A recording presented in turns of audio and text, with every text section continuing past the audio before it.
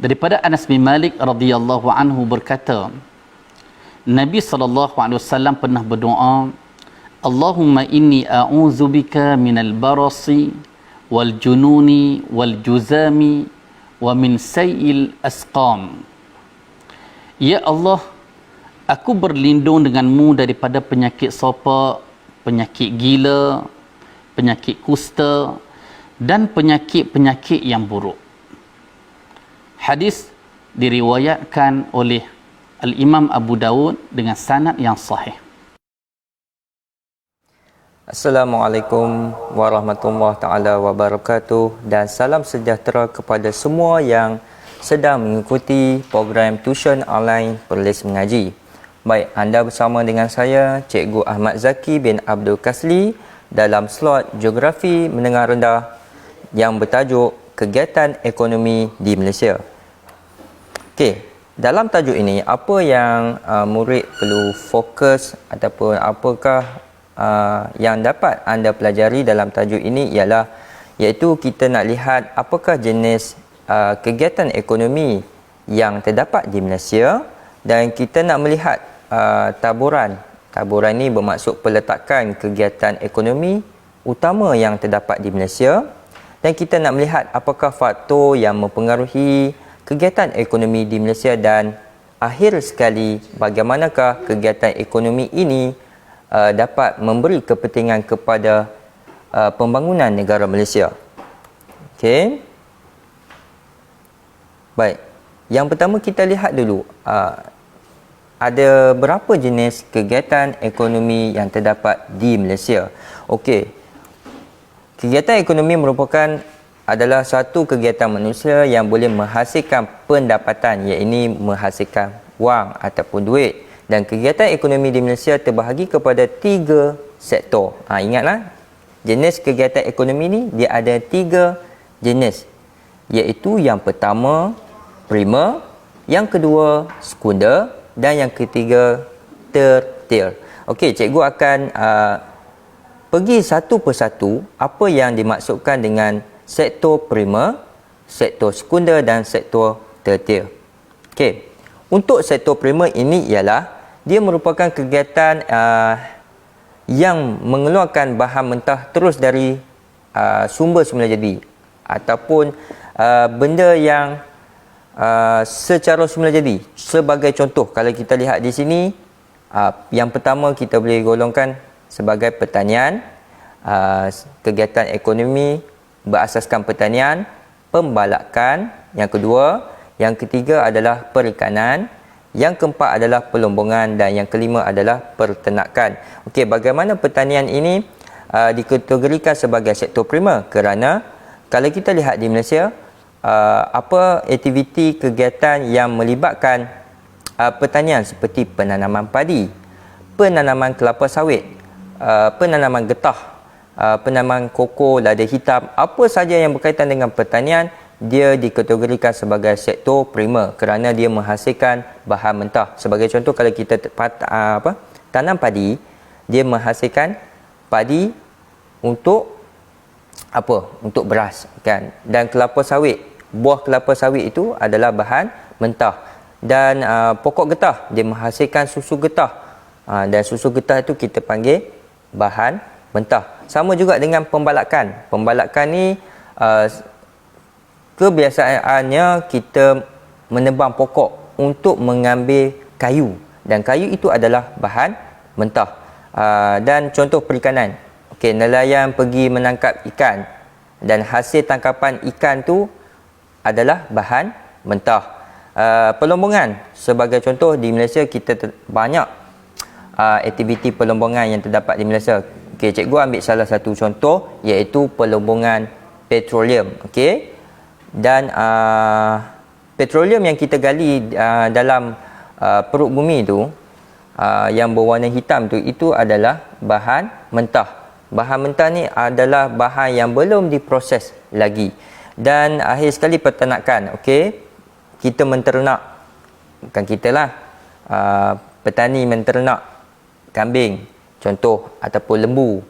Lembu dan kambing itu merupakan bahan mentah. Nampak tak? Jadi fahamlah apa-apa kegiatan yang berasaskan bahan mentah, dia adalah dikategorikan sebagai sektor primer.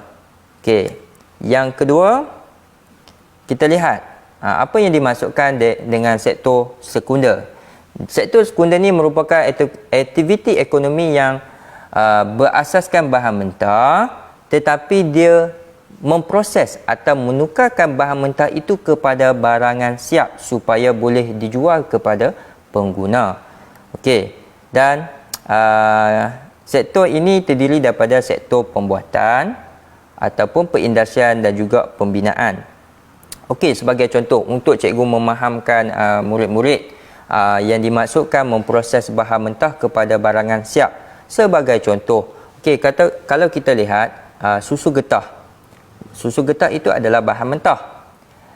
Dan bahan mentah itu apabila dihantar ke kilang untuk diproses menjadi barangan siap. Okey, sebagai contoh susu getah tu dapat menghasilkan tayar. Okey, asalnya susu getah apabila pergi ke kilang, dia diproses untuk dijadikan produk tayar kereta. Jadi tayar kereta itu adalah barangan siap untuk dijual kepada pengguna. Jadi nampak tak, susu getah asal dia datang daripada susu getah, diproses untuk menjadi tayar. Ataupun bahan mentah yang lain, sebagai contoh kelapa sawit. Buah kelapa sawit itu asalnya dia bahan mentah, tetapi dihantar ke kilang untuk diproses menjadi barangan siap. Jadi banyaklah dia boleh jadi minyak masak. Contoh, minyak masak itu bila diproses dia menjadi barangan siap untuk dijual kepada pengguna. Okey. Apa yang dimasukkan dengan sektor tertiar pula? Sektor tertiar ini dia dikenali sebagai sektor perkhidmatan yang menawarkan pelbagai perkhidmatan. Okey. Senang cerita macam inilah. Sektor tertiar ni dia tidak melibatkan bahan mentah. Dia bukan memproses bahan mentah. Dia adalah menyediakan pelbagai perkhidmatan. Okey, sebagai contoh, okey, kalau kita tengok sektor pelancongan, dia menyediakan perkhidmatan ataupun perdagangan, pengangkutan, okey, kewangan dan pendidikan. Cikgu ambil contoh pengangkutan. Okey, adakah pengangkutan dia memproses bahan mentah? Tak kan? Adakah pengangkutan ini melibatkan sumber bahan mentah? Sebenarnya pengangkutan dia adalah menyediakan pelbagai perkhidmatan untuk pengguna. Sebagai contoh, kalau kita lihat pengangkutan darat, syarikat bas, contohnya syarikat bas ni dia menyediakan perkhidmatan bas untuk orang awam ke masyarakat untuk pergi ke mana-mana. Jadi dia menyediakan perkhidmatan, dia bukan memproses bahan mentah. Jadi apa-apa yang kaitan dengan perkhidmatan, dia adalah dikategorikan sebagai sektor tertiar. Okey, sekali lagi cikgu akan kupas lebih lanjut lagi bagaimana sektor ini dapat memacu ataupun membangunkan negara kita. Okey, ini contohlah. Contoh kewangan seperti bank. Bank itu kita kategorikan sebagai sektor tertiar kerana dia memberi perkhidmatan. Selain daripada itu, okey, Institut Pengajian Tinggi dia juga menyediakan perkhidmatan. Apa-apa saja yang menyediakan perkhidmatan kita kategorikan sebagai sektor tertiar. Jadi cikgu ulang balik. Ingat, jenis kegiatan ekonomi ni dia ada 3. Yang pertama primer, yang kedua sekunder dan yang ketiga adalah tertiar. Baik. Seterusnya kita lihat taburan kegiatan ekonomi yang terdapat di Malaysia. Okey. Bila sebut taburan ini, dia maksudnya merujuk kepada peletakan kegiatan ekonomi yang terdapat di Malaysia. Okey, sebagai contoh kita lihat sektor primer. Sektor yang kita ambil ini sebagai contoh sektor pertanian. Okey. Okey, apakah tanaman yang paling utama yang terdapat di Malaysia? Iaitu yang di sini kita boleh bagi contoh ialah kelapa sawit dan getah.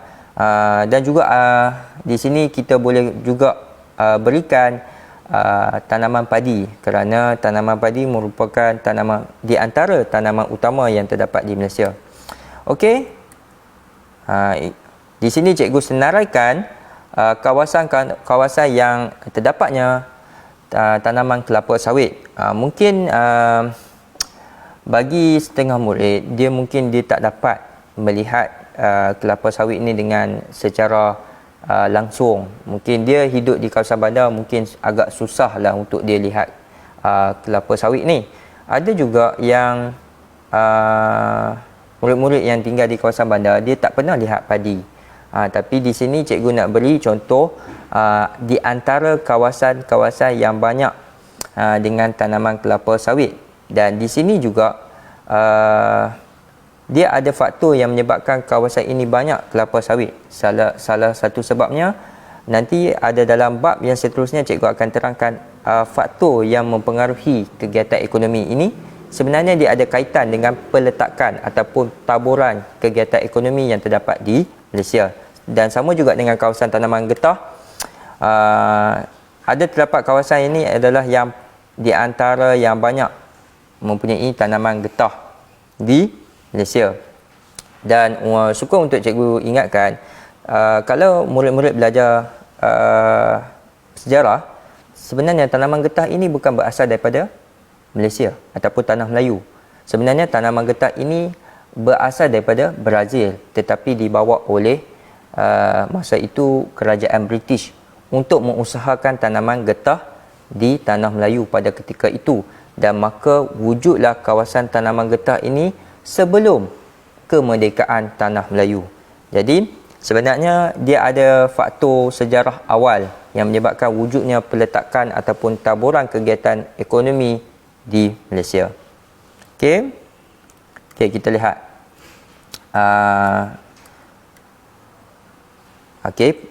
Ini peta Malaysia. Okey, boleh murid-murid nampaklah taburan jenis-jenis tanaman yang terdapat di Malaysia. Okey.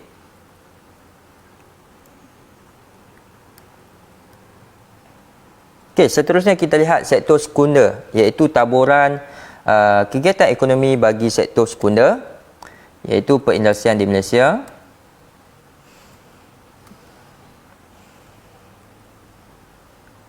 Okey, untuk perindustrian dia ada dua kita boleh bahagikan, iaitu sama ada industri berasaskan sumber dan industri bukan berasaskan sumber. Okey, kenapa cikgu katakan dia terbahagi kepada dua? Satu, kita dah faham industri berasaskan sumber dia adalah berasaskan bahan mentah.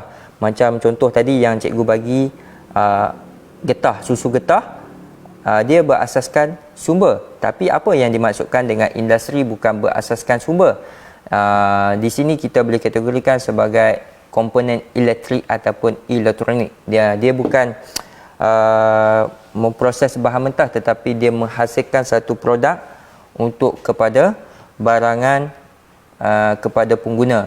Sebagai contoh macam telefon ini. Okey, telefon ini dia merupakan peranti elektronik atau untuk dihasilkan untuk dijual kepada pengguna, tetapi dia masih bawah dalam sektor sekunder.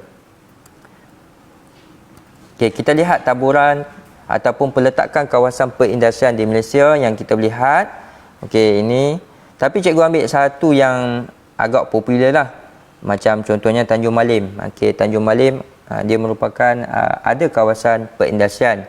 Dan untuk mengetahui semua murid-murid, Tanjung Malim ini terkenal dengan kilang proton. Kilang proton ada di Tanjung Malim.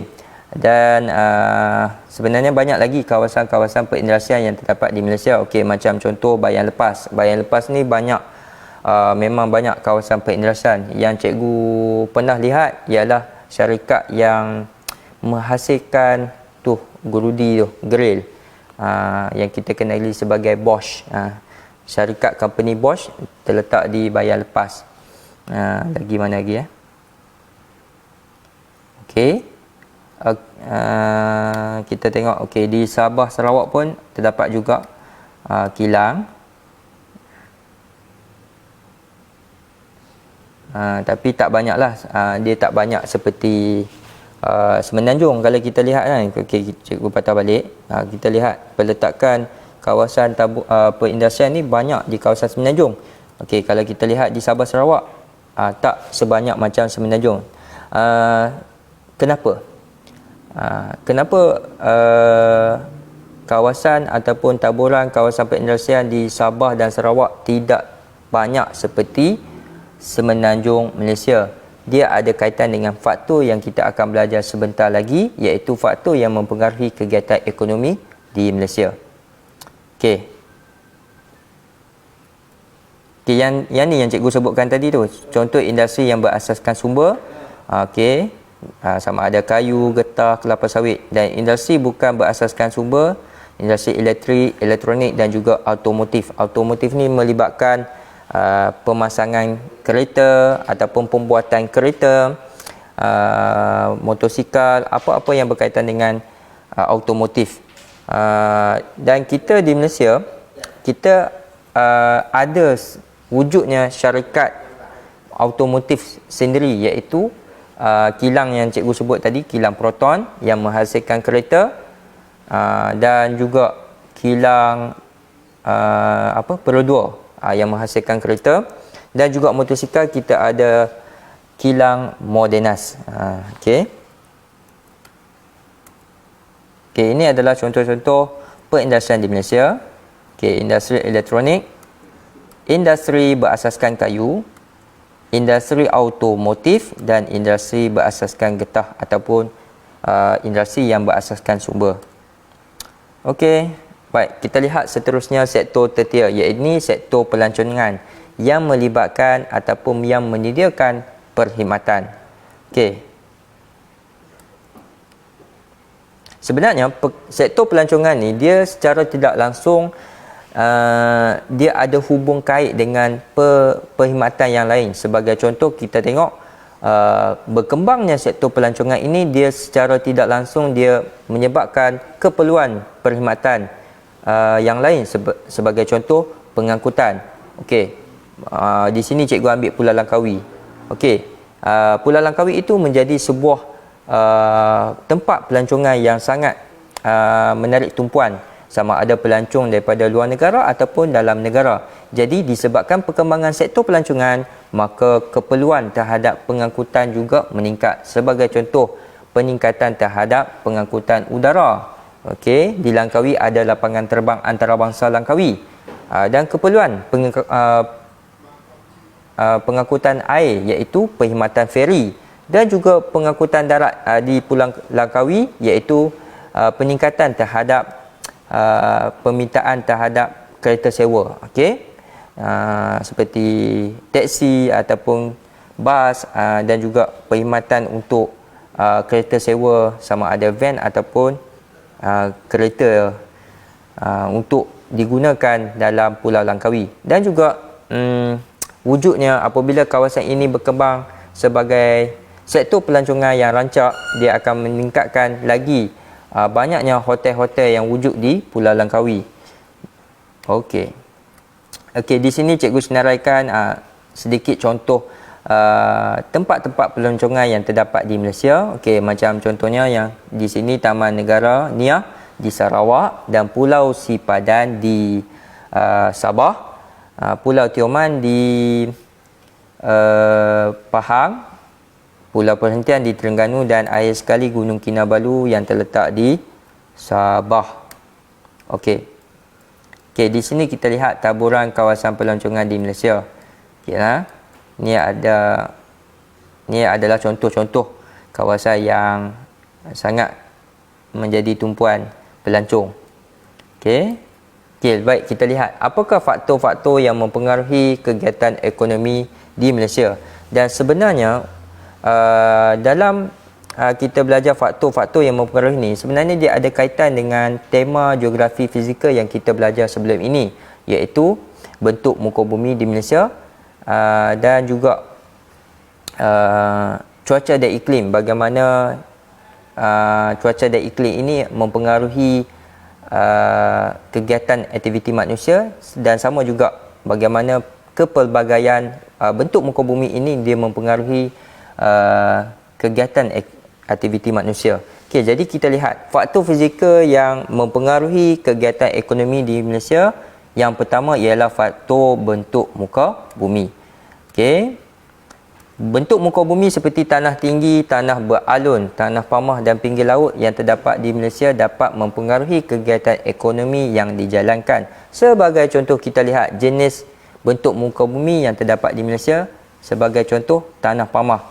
Okey, tanah pamah ni ialah tanah rata yang tidak melebihi 180 meter daripada paras air laut, kita kategorikan sebagai tanah pamah. Okey, tanah pamah ni apa kegiatan yang boleh dilakukan? Okey, yang pertama pertanian. Okey, disebabkan bentuk muka bumi tanah pamah, jadi aktiviti pertanian seperti tanaman padi, getah dan kelapa sawit dapat dijalankan. Dan pengangkutan juga dapat dibina. Sebagai contoh, jalan raya. Disebabkan tanah pamah itu juga jalan kereta api dan lapangan terbang dapat dibina. Kawasan perindustrian. Apabila bentuk muka bumi tanah pamah yang rata dapat memudahkan untuk membina kawasan-kawasan kilang. Kenapa tanah pamah ini sesuai untuk yang cikgu sebutkan tadi? Kerana bentuk muka bumi tanah yang rata, dia dapat mengurangkan ataupun menjimatkan kos untuk pembinaan. Bayangkan kalau bentuk muka bumi tanah tinggi, adakah sesuai untuk kita membina lapangan terbang di tanah tinggi? Mungkin ada orang kata boleh, tetapi dia tidaklah sangat praktikal ataupun sangat tak efisien untuk kita bina, tak munasabah untuk bina di kawasan tanah tinggi, lapangan terbang, sebab melibatkan kos yang tinggi. Dan sama juga, walaupun ada jaringan pengangkutan di kawasan tanah tinggi, tetapi dia akan melibatkan kos yang sangat tinggi berbanding kita membina jalan raya di kawasan tanah pamah. Dan ini adalah faktor yang mempengaruhi kegiatan ekonomi di Malaysia. Dan kita lihat bentuk muka bumi tanah tinggi, walaupun bentuk muka bumi itu tanah tinggi, dia juga dapat menyumbang kepada kegiatan ekonomi di Malaysia. Sebagai contoh, pertanian. Okey, dengan adanya kawasan tanah tinggi ini, banyak aktiviti yang boleh dijalankan, iaitu yang pertama aktiviti pertanian dan yang kedua aktiviti pelancongan. Kenapa cikgu kata tanah tinggi ini dapat menyumbang juga kepada kegiatan ekonomi? Kerana kawasan tanah tinggi ini, bagaimana kita nak tahu kawasan itu dikategorikan sebagai kawasan tanah tinggi? Apabila kawasan itu melebihi 180 meter daripada paras air laut. Okey, kalau kawasan itu melebihi 180 meter paras air laut, maka kita kategorikan kawasan itu sebagai kawasan tanah tinggi. Dan kebiasaannya kawasan tanah tinggi ini, sejak dulu lagi, tanaman teh ditanam di kawasan tinggi, dan juga jenis-jenis sayuran seperti jagung ataupun bunga-bunga yang orang kata apa, dia punya boleh hidup di pada suhu yang sederhana, bukan suhu iklim khatulistiwa ni. Okey, dan sekejap lagi cikgu bagi tahu bagaimana tanaman teh dengan sayuran jenis bunga ros ditanam di kawasan tanah tinggi. Dia ada faktor juga, dia ada kaitan dengan kawasan tanah tinggi. Dan pelancongan. Okey, kebanyakannya kawasan tanah tinggi ini, suhu dia agak berbeza dengan kawasan tanah pamah. Kenapa? Kenapa kalau kita lihat kawasan pelancongan di kawasan tanah tinggi Canberra Highland ataupun kawasan tanah tinggi di Gunung Kinabalu, kenapa dia mempunyai suhu yang berbeza di kawasan tanah pamah? Okey, hal ini disebabkan setiap ketinggian 165 meter dari paras air laut, suhu akan turun sebanyak 1 darjah Celsius. Okey, contoh kalau kita tengok, kita duduk di kawasan Tanah Pamah ni. Purata suhu harian ialah 33 darjah Celsius. Contoh. Okey, bayangkan kalau kita pergi ke kawasan Tanah Tinggi Cameron Highland. Okey, dengan puncak ketinggian dia melebihi lebih anggaran lah 2100 meter. Bayangkan berapa suhu boleh turun disebabkan ketinggian. Okey, tadi cikgu bagi tahu 165 meter ketinggian daripada paras air laut, suhu akan turun sebanyak 1 darjah. Bayangkan kalau 1650 meter, berapa banyak suhu akan turun. Jadi, kalau 1650 pun, suhu akan turun sebanyak 10 darjah. Kalau ketinggian 2000, kita ambillah anggaran, katalah 15 darjah Celsius. Jadi, 15 darjah, 33 darjah Celsius tolak dengan 15. Akan dapatlah 20 berapa? 1, 2, 18. 18 darjah Celsius suhu di Tanah Tinggi Cameron berbanding dengan kawasan Tanah Pamah. Nampak tak? Sebab itulah kawasan Tanah Tinggi ini menjadi kawasan tumpuan pelancong sebab suhu dia. Walaupun kita duduk di Malaysia dengan cuaca iklim yang panas dan lembap sepanjang tahun, tetapi kalau kita pergi ke Cameron Highland, kita boleh merasai suhu yang 18 darjah Celsius ni. Jadi tak heranlah kalau awak pergi ke Tanah Tinggi Cameron Highland, awak tidur di hotel tu, awak tak akan nampak ada aircon yang dipasang. Semua pasang kipas sebab suhu dah sejuk. Memang sejuk lah. InsyaAllah mana tahu kalau ada rezeki, awak dapat merasailah. Siapa-siapa yang pernah pergi dia tahu. Okey, dan yang ketiga, jenis bentuk muka bumi pinggir laut. Okey, kawasan pinggir laut ni dia mempengaruhi kegiatan ekonomi yang dapat dijalankan seperti perikanan, pelancongan dan juga pelabuhan. Okey, faktor yang kedua ialah yang mempengaruhi kegiatan ekonomi di Malaysia ialah faktor tanah.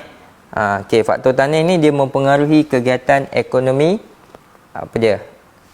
sektor primer. Jenis tanah sebenarnya dia mempengaruhi jenis tanaman yang terdapat di Malaysia. Sebagai contoh, kita lihat jenis tanah alluvium.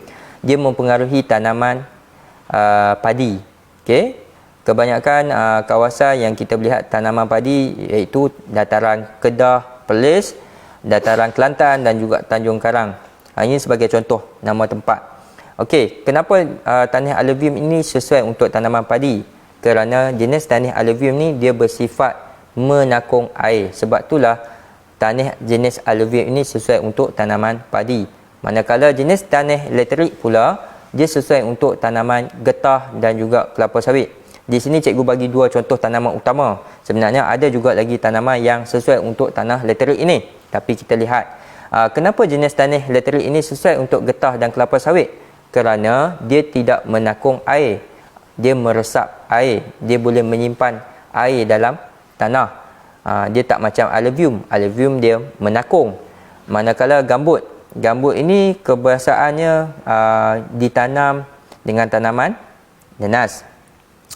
Pasir pula sesuai untuk tanaman gajus dan juga kelapa.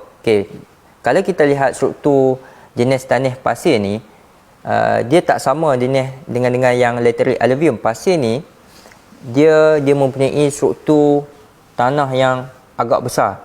Dia punya ruang-ruang tu. Jadi kalau bila hujan turun ataupun air hujan, selalunya hujan lah.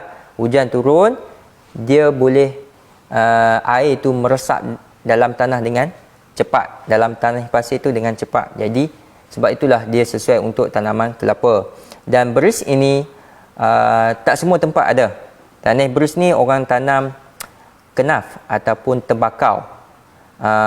Kebanyakan banyak di kawasan pantai timur iaitu Pasir Putih dan juga Terengganu.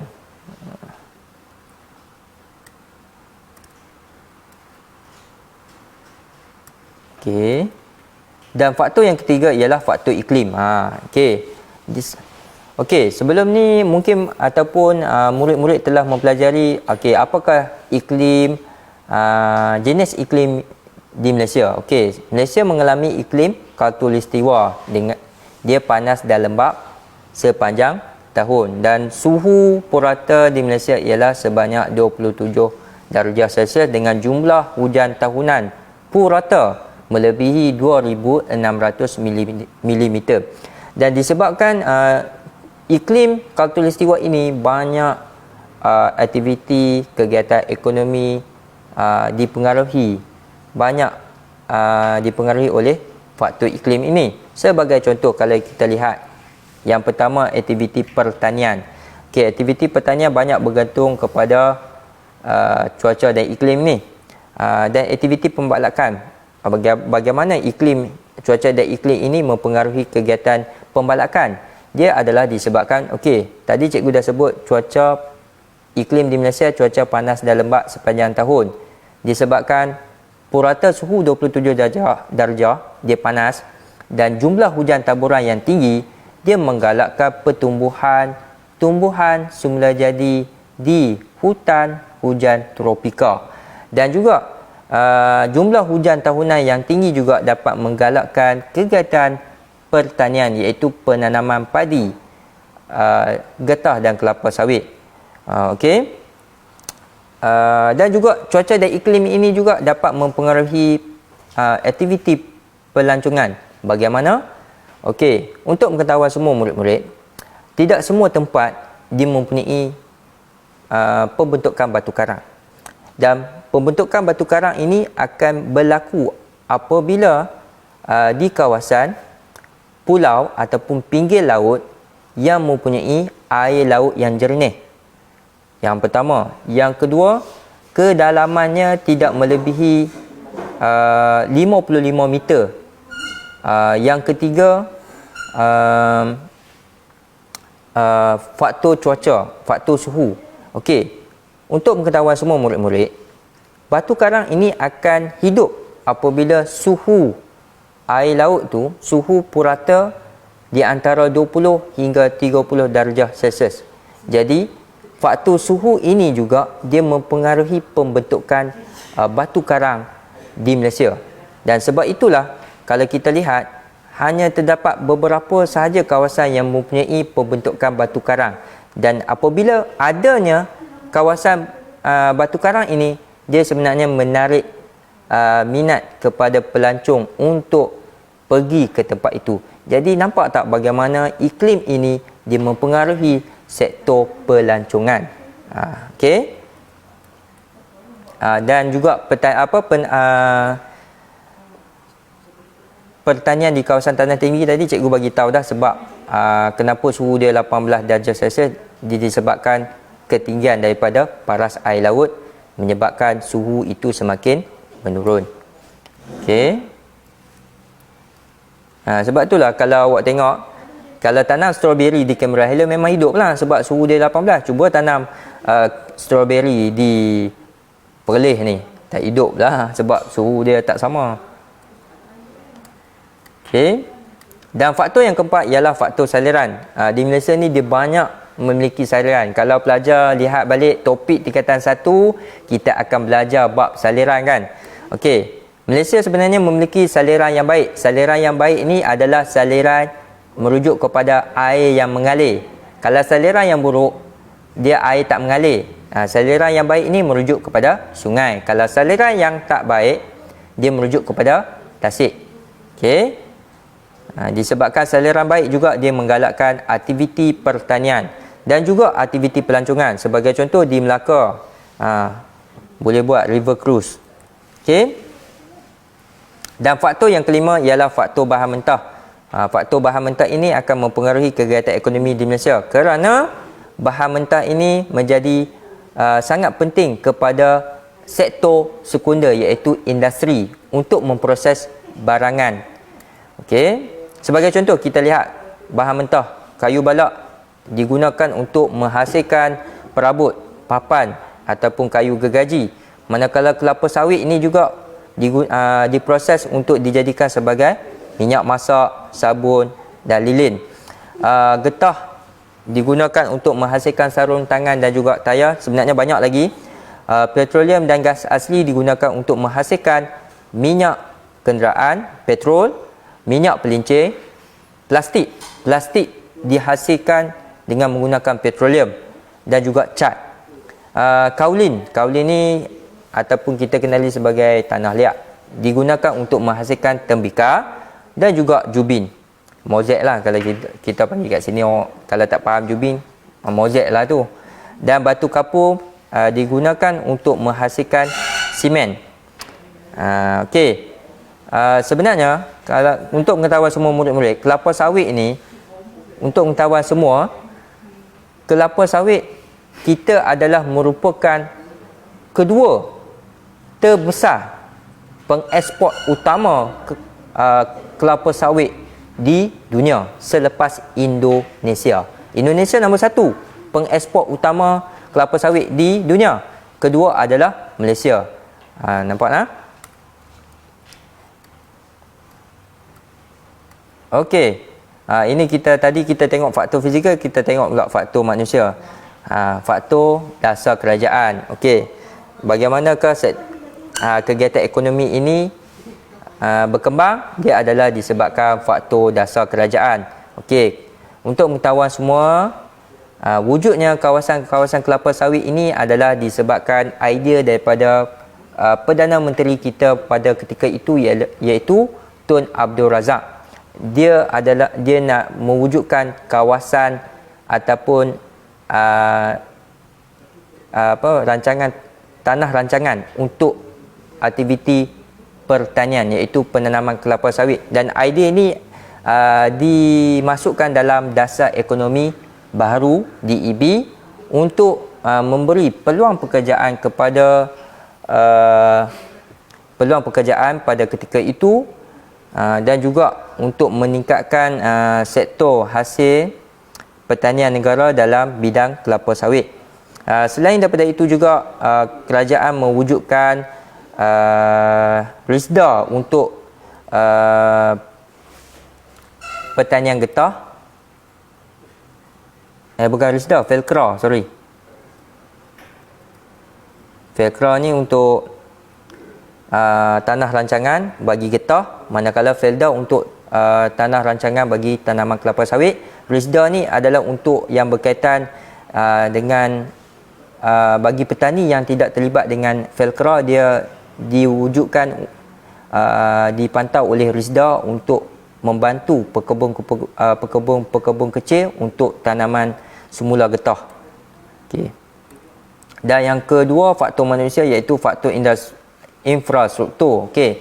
Dengan adanya kawasan jaringan pengangkutan yang baik, sebenarnya dia membantu memperkembangkan sektor-sektor kegiatan ekonomi. Sebagai contoh, kalau sektor pertanian itu banyak di kawasan itu, tetapi kemudahan infrastruktur tak ada, bagaimana dia nak berkembang? Jadi disebabkan faktor infrastruktur juga, seperti kewujudan jaringan pengangkutan, sama ada jalan raya, jalan kereta api dan udara, dia sebenarnya memudahkan proses mengangkut bahan mentah ke kilang. Okey.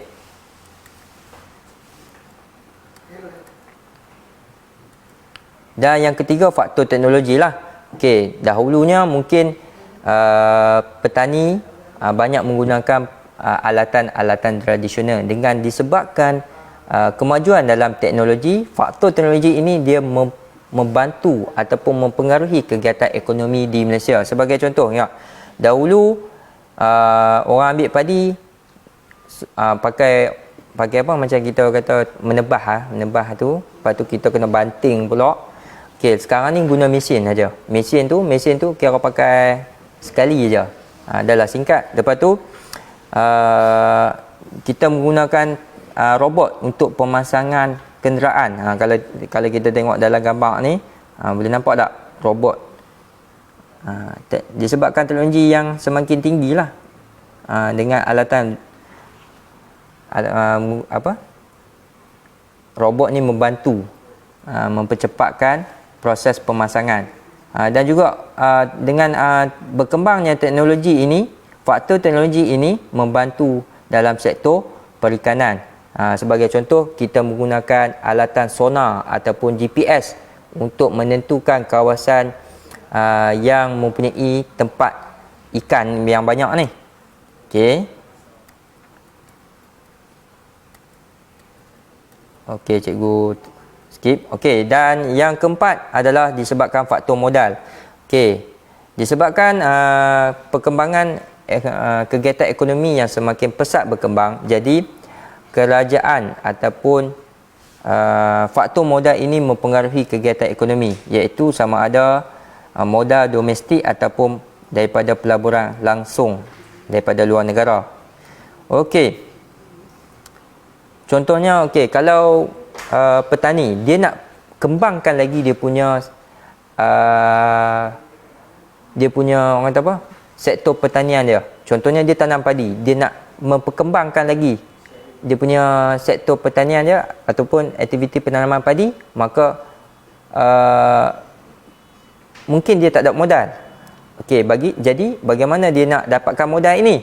Dia mendapatkan pinjaman daripada institusi kewangan, dan juga ada juga agensi-agensi kerajaan yang membantu sama ada sektor primer ataupun sekunder dan juga tertiar ini, sekunder dengan primer ini, untuk mengembangkan lagi aktiviti ekonomi yang dijalankan. Macam cikgu kata tadi lah, tanam padi contohnya dia nak kembangkan lagi, contohnya dia nak beli mesin membajak, dia tak ada modal, tapi dia boleh pinjam dengan bank. Dan juga sektor-sektor yang lain, contohnya macam IKS, industri kecil sederhana. Okey, kalau dia nak kembangkan lagi dia punya perusahaan tapi dia tak ada modal, dia akan pinjam. Jadi faktor modal juga mempengaruhi kegiatan ekonomi di Malaysia. Dan yang kelima ialah faktor pasaran. Okey, pasaran ini ialah dia ada berkaitan dengan permintaan. Okey, semakin luas pasaran, semakin besar pasaran, maka permintaan terhadap sama ada bahan mentah ataupun barangan yang siap semakin tinggi. Dan pasaran ini boleh meningkat. Pasaran ini dia ada dua kategori, iaitu pasaran tempatan dan juga pasaran antarabangsa. Okey, semakin ramai penduduk ataupun semakin ramai orang, maka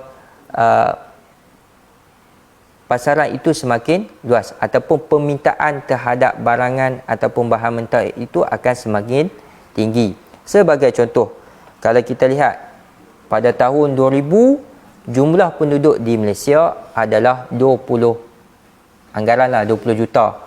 Okey, pada tahun 2019, jumlah penduduk Malaysia dah mencecah hampir 32 juta orang.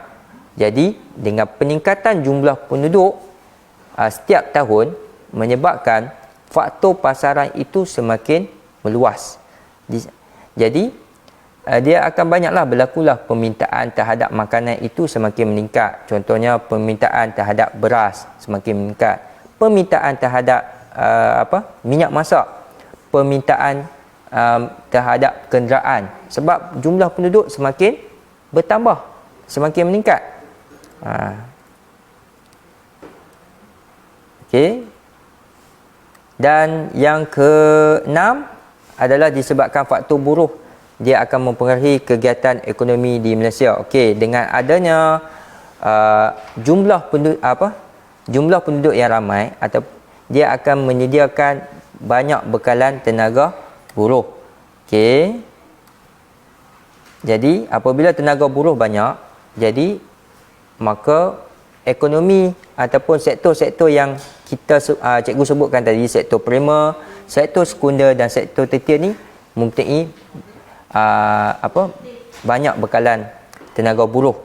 Jadi kalau kita sektor ini berkembang pun, kita mempunyai banyak bekalan tenaga buruh. Okey. Dan akhir sekali cikgu nak tunjuk bagaimanakah kegiatan ekonomi ini dapat membangunkan negara Malaysia. Okey, antaranya ialah peningkatan taraf hidup. Okey, dengan adanya sektor-sektor ekonomi ini, dia boleh meningkatkan taraf hidup. Bagaimana? Dengan menyediakan peluang pekerjaan. Okey, sebagai contoh, sektor industri cikgu ambil. Sebuah kilang dibuka. Contohnya kilang proton, kilang kereta dibuka, Okey, dia menyediakan banyak peluang pekerjaan kepada penduduk. Jadi bagi penduduk yang tidak mempunyai pekerjaan pada masa itu, dia memohon ataupun dia pergi bekerja, sama ada sebagai buruh tidak mahir ataupun buruh mahir, maka dia ada pendapatan. Apabila dia bekerja, dia ada pendapatan, dan secara tidak langsung dia dapat meningkatkan taraf hidupnya yang daripada tidak mempunyai pendapatan kepada yang mempunyai pendapatan. Dan disebabkan kegiatan ekonomi juga, dia akan memberi kemajuan kepada negara. Okey, sebagai contoh, kita lihat sektor primer sebagai contoh, yang menghasilkan bahan mentah. Cikgu ambil contoh petroleum. Petroleum ni dia mendapat permintaan tinggi sama ada daripada dalam negara ataupun antarabangsa. Disebabkan permintaan yang tinggi ini, maka petroleum ini dieksport ke luar negara. Maka pendapatan akan dijana melalui kita ekspor hasil petroleum ke luar negara. Maka dia memberi sumber pendapatan kepada negara secara tidak langsung. Dan berlakunya disebabkan kemajuan kegiatan ekonomi ini, negara akan untung melalui pemindahan teknologi, melalui pelaburan daripada luar negara masuk ke dalam negara, dan dia akan menyebabkan berlakunya pemindahan teknologi. Bagaimana? Sebagai contoh, kita ambil kilang buat kereta, iaitu kilang Perdua. Kita menggunakan kepakaran-kepakaran daripada Jepun, dan hasilnya berlakulah pemindahan teknologi itu berlaku apabila melalui latihan kepada pekerja ataupun teknologi yang diberikan kepada syarikat Perdua, ataupun kita macam tukar idea, tukar teknologi. Jadi kita dapat teknologi Jepun, dan sekarang ni pun memang kita dah boleh membangunkan orang kata apa, kereta yang teknologinya hampir sama taraf dengan kereta Jepun. Ini hasil daripada pemindahan teknologi yang berlaku. Inilah kesan yang baik kepada negara. Okey, dan juga pemindahan teknologi juga boleh berlaku melalui proses penyelidikan dan juga pembangunan, iaitu kita kenali sebagai R&D. Okey. Dan kepentingan kemajuan ekonomi yang pesat ni juga menggalakkan peningkatan infrastruktur. Okey, sebagai contoh, dahulunya jalan kereta api, dulu kita satu je. Sekarang ni kita dah buat jalan kereta api berkembar daripada Padang Besar sehinggalah ke Gemas, Negeri Sembilan. Disebabkan kemajuan ekonomi yang berlaku, maka negara dapat meningkatkan infrastruktur dari segi jaringan pengangkutan. Dan juga sama juga dengan disebabkan kemajuan ekonomi juga, kita dapat meningkatkan pelbagai jenis infrastruktur yang terdapat di negara kita. Sebagai contoh, jalan kereta api, lebuh raya, pengangkutan udara. Tengok, pengangkutan udara pun bayangkan, dulu kita ada KLIA saja, sekarang kita dah ada KLIA 2. Ini adalah disebabkan kemajuan ekonomi yang berlaku. Dan juga pelabuhan yang melibatkan urusan import dan ekspor, terutamanya di Pelabuhan Kelang, Pelabuhan Tanjung Pelepas di Johor Bahru, dan lain-lain pelabuhan yang terdapat di Malaysia. Okey, dan kemajuan ekonomi juga dapat membantu proses pembandaran. Sebagai contoh, Bandar Petaling Jaya ataupun Bandar Shah Alam ini berkembang menjadi bandar raya, ataupun kewujudan bandar baru seperti Bandar Putrajaya dan Cyberjaya hasil daripada kemajuan ekonomi yang berlaku. Okey. Dan akhir sekali, kepentingan kegiatan ekonomi juga dapat mengurangkan import, iaitu import barangan daripada luar. Apabila kita dapat menghasilkan barangan yang sendiri, sebagai contoh macam selalunya dulu kita import tayar daripada luar, sekarang ni kita dah boleh menghasilkan tayar sendiri. Jadi kita mengurangkan barangan import daripada luar. Okey, itu saja untuk hari ini. Cikgu harap sedikit sebanyak dapat memberi manfaat kepada semua yang sedang mengikuti program tuition online Perlis Mengaji. Akhir kata, cikgu ingin mengucapkan terima kasih kepada Jabatan Pendidikan Negeri Perlis dengan kerjasama Kerajaan Negeri Perlis serta Jabatan Hal Ehwal Agama Islam Negeri Perlis dan Majlis Agama Islam dan Adat Istiadat Melayu Negeri Perlis dalam menjayakan program tuition online Perlis Mengaji. Akhir kata cikgu, yang baik itu datang daripada Allah dan yang kurang itu datang daripada kelemahan dalam diri cikgu sendiri. Terima kasih banyak-banyak. Assalamualaikum warahmatullahi taala wabarakatuh.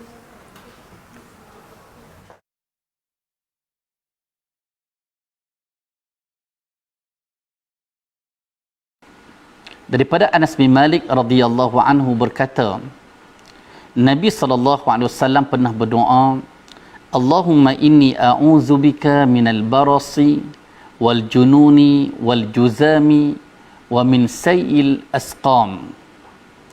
Ya Allah, aku berlindung denganmu daripada penyakit sopak, penyakit gila, penyakit kusta dan penyakit-penyakit yang buruk.